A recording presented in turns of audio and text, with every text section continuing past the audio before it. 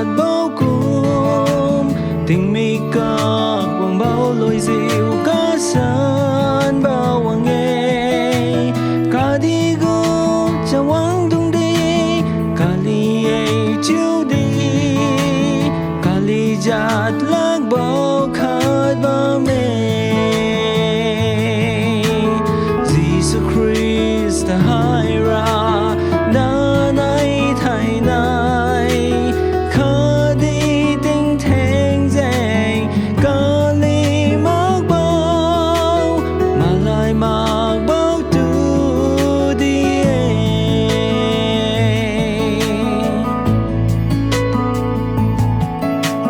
aliu ca đi biriga lung bao sai suy diệu mà tha bao đi sân xa bao đi aliu đào e cả cha riu bao đi hai diệu khá đào e chiếu đi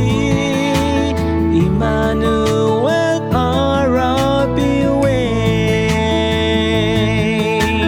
Jesus Christ hai ra đã nay thay nay khá đi tình thèn dèn ca li mắc bao mà lại mắc bao tu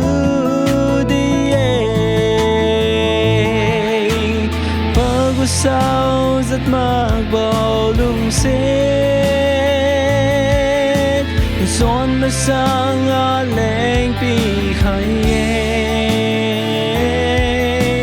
Jesus aku tu di sini